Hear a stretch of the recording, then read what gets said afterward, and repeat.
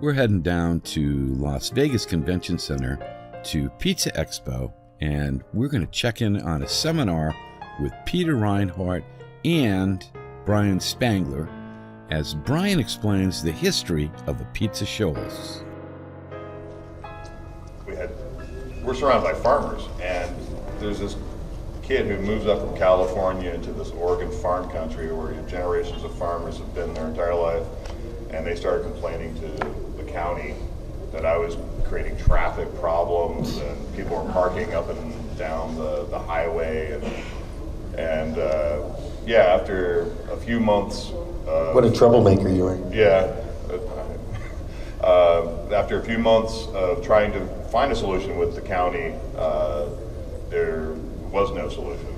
So we looked up on Craigslist, and there was a turnkey place in Portland. All I had to do is bring our oven down and put some, paint on the walls and start up there. So we shut down in Scholls. Didn't even make it 1 year, and 2 weeks or 3 weeks after we closed and moved into Portland, we opened up Apizza Scholls, which everybody asked me about the name. So we were at Scholls Public House, called you, I remember calling you and saying, I'm moving into Portland, I want to have some identity of who, because people were driving from Portland 45 minutes out to the wine country to come eat our pizza, but I wanted, when we moved into Portland, to have some sort of identity. Remember, it's me, but we can't call ourselves a Scholls Public House. So it's a stupid play on words. We're a piece of Scholls. And it's kind of a nod to the Connecticut spelling of beets. New Haven, New Haven, Connecticut. Pizza being one word. So yeah, it was just, we had very little time, and so we just threw out a bunch of ideas after about 3 pitchers of margaritas, and that one stuck, and there you have it. So, and then talk about labeling pizza. So when I first talked to Brian about it, he said, well, what I'm really trying to do is create something that out of my memory of how I remember a New York style or East Coast style pizza to be, but it's evolved into something of its own, and so now you're not even, again, resisting those labels of being, because if you call it a New York style pizza, you're going to get 8 million New Yorkers really pissed off at you if it's not what they view. But I think, in my opinion, it was as good as any pizza I'd ever had in New York. So I went with that. But now what do you do? Oh, well, it's our style of pizza. Again, I had never worked in a pizzeria before.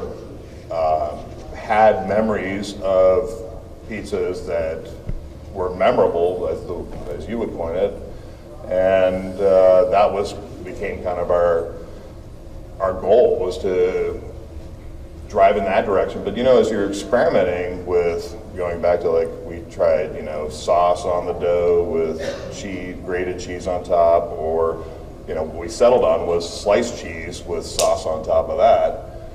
After doing all these experimentations, there's that standard that you're shooting for, but through the experimentation, it all just kind of we whittled it down to what we really liked. So even though a lot of people assume that we're trying to be New Haven, Connecticut style because of the pizza we toss in there, which is just a stupid play on words, we're not New York style, we're our style. And the easiest way to describe our pizza is we're more of a Neapolitan, 18 inches, real simple. It's all about is the dough first and foremost, and the balance of the sauce, high quality, unadulterated sauce, and quality cheese. Thank you, Peter. Thank you, Brian, for that great pizza workshop. You can keep up with Peter Reinhart's latest pizza adventures at Pizza Quest, Peter's journey of self-discovery through pizza. Just go to pizzaquest.com, and if you're in the Portland area, check out Apizza Scholls at 4741 Southeast Hawthorne Boulevard in Portland. Their phone number 503-233-1286. Their website, apizzascholls.com. And of course, if you're interested in Pizza Expo, go to pizzaexpo.com. I'll provide all links below this video. And while you're here, if you could show a little pizza love and subscribe to Pizza Therapy, pizza on earth, goodwill to all.